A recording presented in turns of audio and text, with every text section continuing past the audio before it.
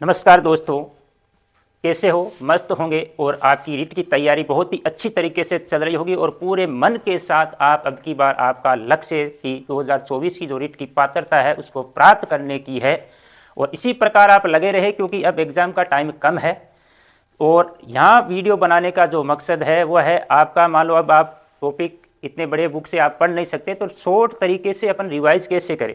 जितना छोटा टॉपिक होगा, जितना इजी टॉपिक होगा, उतना ही आपके लिए खतरनाक बन सकता है। कई बार क्वेश्चन अपन टॉपिक पूरा कंप्लीट आता है लेकिन क्वेश्चन आता है तब अपने साथ तब होता है कि हमने टॉपिक सारा पढ़ा है लेकिन फिर भी ये क्वेश्चन नहीं हो रहा है।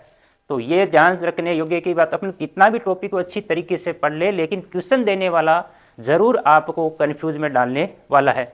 जैसे यहाँ पर आपके सामने एक छोटा सा टॉपिक है कि 1 करोड़ तक की संख्याएं। अब ये तो टॉपिक है कि 1 करोड़ तक की संख्याएं आपको लिखनी है, तो संख्याएं लिखनी है, ये तो इजी है, लेकिन क्वेश्चन किस टाइप से आएगा वो वेरी इंपॉर्टेंट है। आपके अगर संख्या ऐसी आ गई आपके तो ऑप्शन से आप कंफ्यूज हो जाओगे, ये संख्या होगी कि या ये होगी। जैसे एक क्वेश्चन आया था 2021 में, उसकी भी अपन चर्चा करेंगे। उससे पहले आप सभी का SPS क्लासेज में स्वागत करता हूं और वीडियो अच्छा लगता है तो ज़रूर दोस्तों लाइक कर देना। और जैसे लाइक करोगे उतनी शॉर्ट की आपको बताता जाऊंगा, क्योंकि शॉर्ट मेथड से अपन पढ़ने वाले हैं, क्योंकि टाइम कम बचा है इसीलिए। तो अपन ज़्यादा टाइम वेस्ट नहीं करते, अपन शुरू करते हैं कि 1 करोड़ तक की पूर्ण संख्याएं हैं। सॉरी, यहाँ पर 1 करोड़ तक की पूर्ण संख्याएं, आपका टॉपिक यही है 1 करोड़ तक की पूर्ण संख्याएं। लेकिन उससे पहले आप HCF निकालोगे, LCM निकालोगे, उसमें ऐसे क्वेश्चन आएंगे 3 अंकों की बड़ी संख्या, 4 अंकों की छोटी संख्या। तो वहाँ पर आपको प्राकृत संख्या यानी नेचुरल नंबर का ज्ञान होना आवश्यक है। तो सबसे पहले अपन 1 करोड़ तक की पूर्ण संख्या अगर बाद में देखेंगे, उससे पहले अपन बात करते हैं कि प्राकृत संख्याएं क्या होती। तो प्राकृत संख्याएं यहाँ शॉर्ट में चलेंगे। प्राकृत संख्याएं होती है आपके गिनने के काम आती है। प्राकृत संख्या किस काम आती है? वस्तुओं को गिनने के काम आती है। तो प्राकृत संख्याएं अपन कोई भी वस्तु को गिनेंगे तो कहाँ से स्टार्ट करेंगे? 0 से तो स्टार्ट नहीं करेंगे, तो कहाँ से स्टार्ट करेंगे? 1 2 3 4 5 इसी प्रकार करेंगे। तो प्राकृत संख्याएं हमेशा 1 2 3 4 5 6 इस प्रकार आगे चलती जाएगी। जितनी बड़ी हो सकती है उतनी अपन प्राकृत संख्या लिख सकते हैं। तो यहाँ से जैसे सबसे छोटी प्राकृत संख्या कौन सी होगी? 1 होगी। कौन सी होगी? सबसे छोटी प्राकृत संख्या आपकी 1 होगी। तो सबसे छोटी प्राकृत संख्या 1। अब आपसे क्वेश्चन करेगी सबसे बड़ी प्राकृत संख्या, तो पर सबसे बड़ी प्राकृत संख्या बताना संभव नहीं है। आपने बोला कि सबसे बड़ी प्राकृत संख्या मान लो 1 लाख है, तो दूसरा बोल देगा 1 लाख 1 है। इस प्रकार अपन सबसे बड़ी प्राकृत संख्या यहाँ पर नहीं बता सकते। केवल क्वेश्चन यहाँ पर बनेगा कि सबसे छोटी प्राकृत संख्या 1 है। अब आपको प्राकृत संख्याओं में यह जानना आवश्यक है कि 1 अंकों की संख्या कितनी है, 3 अंकों की सबसे बड़ी संख्या कौन सी है, 4 अंकों की बड़ी संख्या कौन सी है। तो 1 अंक की बात यहाँ पर करते हैं। तो 1 अंक वाली संख्या, 1 अंक वाली संख्या 1 से 9 तक कितनी संख्याएं होगी आपके? 1 से 9 तक कितनी होगी? टोटल 9 संख्याएं होगी। ठीक है। अब इसमें आपसे पूछे कि सबसे छोटी 1 अंक की संख्या 1 होगी, सबसे बड़े 1 अंक की संख्या 9 होगी। इसी प्रकार 2 अंक की बात करेंगे अपन, यहाँ शॉर्ट में पढ़ेंगे अपन, विस्तारित रूप यहाँ पर पढ़ने वाले नहीं, क्योंकि आपको एग्जाम नज़दीक है इसलिए। तो 2 अंक की 10 से स्टार्ट होगी, उसके बाद में 2 अंकों की सबसे बड़ी संख्या आपके 99। तो इस प्रकार टोटल संख्या कितनी होगी? 9 संख्याएं वो 1 अंक वाली माइनस कर देंगे 99 से, यानी 99 माइनस 9 = 90 संख्याएं 2 अंकों की टोटल आपके पास हो गई। ठीक है। इसी प्रकार अपन लिखेंगे तो 3 अंकों की संख्या, 3 अंक की संख्या, 3 अंकों वाली संख्या लिखेंगे। तो 3 अंकों वाली संख्या सबसे छोटी संख्या आपकी 100 होगी और 100 से सबसे बड़ी संख्या आपकी 999 हो जाएगी। कुल मिला के अब आपको पूछे कि 3 अंकों की संख्याओं की कितनी टोटल संख्याएं कितनी है, तो आपको पीछे 2 अंकों की संख्या कितनी है? 90 है। 2 अंकों की संख्या कितनी है? 90 है। 9 अंकों की संख्या कितनी है? 9 है। तो पीछे वाली जो 99 संख्या है वो माइनस कर दो। तो 999 में से अपन माइनस क्या कर देंगे? 99। तो कितना आएगा आपका? 900। तो 3 अंकों की कुल संख्या है 900 होगी। इसी प्रकार 4 अंकों की, 5 अंकों की, 6 अंकों की, 7 अंकों की, जितनी भी संख्या आपसे जरूरत पड़े वो आप लिख सकते हैं। तो इसके लिए सबसे पहले आपको, जैसे मैं 4 अंकों की संख्या लिखता हूँ, तो 4 अंकों की संख्या, 4 अंकों की संख्या लिखनी है। तो इसका सीधा सा तरीका यही है प्यारे दोस्तों, 4 अंकों की संख्या लिखना है, चाहे कितनी भी संख्या आपको लिखना है। तो सबसे 4 अंकों की सबसे छोटी संख्या लिखते हैं। पहले सबसे छोटी संख्या लिखते हैं। तो सबसे छोटी संख्या लिखने के लिए सबसे पहले आपको 1 लिखना है। क्या लिखना है? 1 लिखना है। और कितने अंकों की चाहिए? 4 अंकों की संख्या आपको लिखनी है। तो 4 अंकों की संख्या लिखनी, पहले सबसे पहले 1 लिखेंगे। अब कितने अंक कम पड़ रहे हैं? 3, तो 3 यहाँ पर क्या लगा देंगे? 0 लगा देंगे। क्या लगा देंगे 3। तो 4 अंकों की सबसे छोटी संख्या आपकी 1000 होगी। इसी प्रकार 4 अंकों की सबसे बड़ी संख्या की अगर बात करेंगे, सबसे बड़ी संख्या की अगर बात करेंगे, तो सबसे बड़ी संख्या की अगर बात करेंगे कितने अंकों की, 4 अंकों की। तो 4 बार आपको 9 लिख देना है, वो 4 अंकों की सबसे बड़ी संख्या आएगी। 4 अंकों की सबसे बड़ी संख्या हो जाएगी 9999। अब आपसे मान लो 4 अंकों की संख्या पूछेगी, टोटल 4 अंकों की संख्या कितनी है, तो 3 अंकों तक की संख्या कितनी है, 999 माइनस कर देना, 9000 आपकी आ जाएगी। इसी प्रकार 5 अंकों की अगर आपसे पूछे कि 5 अंकों की संख्या कितनी है, तो 5 अंकों की, तो 1 लिखा, कितने जीरो कम पड़े, 4, तो 4 जीरो लगा दो।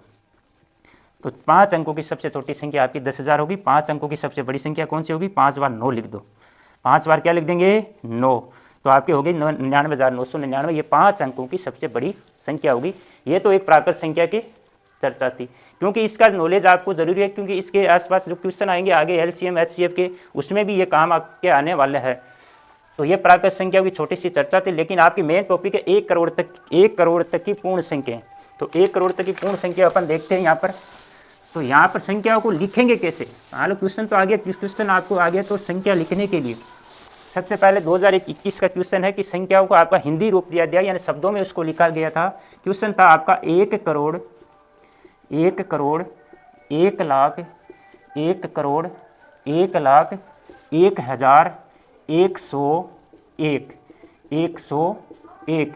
इसका अंक के रूप क्या था, ये क्वेश्चन आपका आया था रिट 2021 में, रिट 2021 में आया हुआ क्वेश्चन है।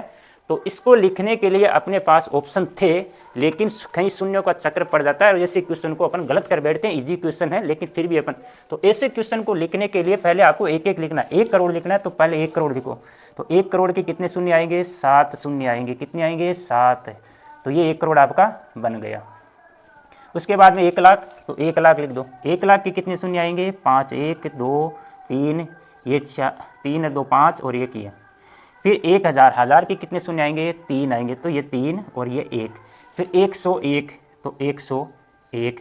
अब इसको जोड़ दो, तो 1 0 1 1 0 1 0 1। इस प्रकार आपको 1 करोड़ 1 लाख 1,101 को लिखना था। इजी क्वेश्चन है, लेकिन ऑप्शन में सारे ऑप्शन ऐसे थे। तो कई बार होता है कि अपन क्वेश्चन आता है लेकिन गलत कर बैठते हैं, क्योंकि अपन जो क्वेश्चन को सोल्व करने का जो तरीका है वो अलग रहता है, उसके कारण अपन गलत आंसर दे बैठते हैं। तो इसको सही ढंग से ऐसे लिखना। और पूर्ण संख्याएं कौन सी होती है, आप आराम से शब्दों में दिया हुआ तो संख्या आप आसानी के साथ लिखना, इसी तरीके से आपको लिखना अलग अलग। तो इस प्रकार आप संख्या लिख लेना, और इसके बाद जितने भी संख्याओं से संबंधित क्वेश्चन है वो आप जाके आराम से सोल्व करने ना। एक भी ऐसा क्वेश्चन नहीं होगा जो आपको नहीं आ रहा है। तो यहाँ पर बात करते हैं पूर्ण संख्याओं की, एक बार चर्चा कर लेते हैं शॉर्ट एंड स्वीट तरीके से। तो प्राकृत संख्याएं 1 से स्टार्ट होती है, जबकि पूर्ण संख्याएं आपके कहाँ से स्टार्ट होती है, पूर्ण संख्याएं आपके 0 से स्टार्ट होगी। और इसको वोल नंबर भी बोलते हैं। पूर्ण का मतलब कंप्लीट हो जाना। प्राकृत संख्याएं अद्वितीय किसी भी अंक को लिखने के लिए अपने पास कई बार 0 की भी आवश्यकता है। उस प्राकृत संख्याओं में 0 नहीं था। प्राकृत संख्याओं में क्या नहीं था, 0 नहीं था। तो जैसे अपन 0 को शामिल करेंगे प्राकृत संख्याओं में, तो ये संख्याएं क्या हो जाएगी, पूर्ण संख्या में जाएगी, अपने आप में कंप्लीट संख्याएं बन जाएगी। तो इसका मतलब प्राकृत संख्या 0 1 2 3 4 और आगे चलती जाएगी। तो सबसे छोटी प्राकृत संख्या की अगर बात करेंगे तो वो आपकी 0 है। सबसे बड़ी संख्या आपके पास है नहीं, क्योंकि आप बता नहीं सकते हो, क्योंकि अनंत तक चलेगी ये संख्या। तो आपसे सबसे छोटी पूर्ण संख्या है 0, सबसे छोटी प्राकृत संख्या आपकी 1। सबसे इंपॉर्टेंट यहाँ पर कथन बनने वाला है, तो वह है आपका कि प्रत्येक प्राकृत संख्या, ध्यान से सुनना, प्रत्येक प्राकृत संख्या पूर्ण संख्याएं है। प्रत्येक प्राकृत संख्याएं पूर्ण संख्याएं है, जबकि प्रत्येक पूर्ण संख्या एक प्राकृत संख्या नहीं है। क्यों नहीं है, अगर 0 को हटा देंगे, 0 के अतिरिक्त पूर्ण संख्याओं की बात करेंगे तो सभी पूर्ण संख्याएं प्राकृत संख्याएं है। तो इस प्रकार कई बार 70 70 वाला कथन आ जाता है, तो उसमें विशेष ध्यान रखना कि सभी प्राकृत संख्याएं पूर्ण संख्या है, जबकि सभी पूर्ण संख्याएं प्राकृत संख्याएं नहीं है। अगर दूसरा कथन ऐसे आ जाए कि 0 के अतिरिक्त सभी पूर्ण संख्याएं प्राकृत संख्याएं है, तो यह कथन आपका सही है। तो इससे ध्यान रखना। उससे छोटी सी चर्चा अपन कर लेते हैं। एक आती है परवर्ती, एक आपका आता है परवर्ती संख्या। क्या आता है, परवर्ती संख्या। दूसरा आपका होता है पूर्ववर्ती संख्या। क्या होता है, पूर्ववर्ती संख्या। तो पूर्ववर्ती संख्या, इसमें परवर्ती का मतलब आगे वाली संख्या, पूर्ववर्ती का मतलब पहले वाली संख्या, जैसे कोई भी अंक है तो पूर्व परवर्ती का मतलब उसके आगे वाली जस्ट आगे वाली वाली, तो आपको क्या करना है, हमेशा उसमें एक जोड़ना यानी एक प्लस करके उसके आगे वाली संख्या निकालनी है। और पूर्ववर्ती संख्या का मतलब उसके पीछे वाली संख्या, तो पीछे वाली संख्या मतलब आपको एक माइनस करना है। जैसे मैं 50 की बात करूंगा तो 50 की परवर्ती संख्या की अगर बात करेंगे तो 50 की परवर्ती 50 + 1 = 51 हो जाएगी। जबकि इसकी पूर्ववर्ती संख्या की बात करेंगे, पूर्ववर्ती संख्या की अगर बात करेंगे तो एक माइनस करना पड़ेगा। क्या करना पड़ेगा, एक माइनस करना पड़ेगा, तो आपकी 49 आ जाएगी। तो ये थी आपकी पूर्ण संख्या इन शॉर्ट एंड स्वीट तरीके से। इसमें अब अपन आगे पढ़ने वाले सम, विषम, भाज्य, अभाज्य, अपवर्ती, गुणनखंड जो भी है सारे अपन आगे पढ़ेंगे। और उससे पहले अपन नेक्स्ट वीडियो में पढ़ेंगे इसका स्थानीय मान। और स्थानीय मान में किस प्रकार की क्वेश्चन बनते हैं वो आपको 5 या 10 मिनट के वीडियो में मिल जाएंगे। आपको आवश्यकता नहीं है प्रेशर तनाव लेने की, आपको किसी भी प्रकार की आवश्यकता नहीं। स्थानीय मान से एक भी क्वेश्चन गलत नहीं होगा। मैं यहाँ पर आपको क्वेश्चन नहीं कराऊंगा, लेकिन क्वेश्चन करने का जो तरीका है वो जरूर आपको सिखा दूंगा। आपने चाहे मैथ पढ़ी है या नहीं पढ़ी है, आपको जरूर क्वेश्चन को अटेम्प्ट करना, उसका सही आंसर कैसे देना है वो जरूर आपको सिखा दूंगा। तो आज के लिए इतना ही। जय हिंद, जय भारत।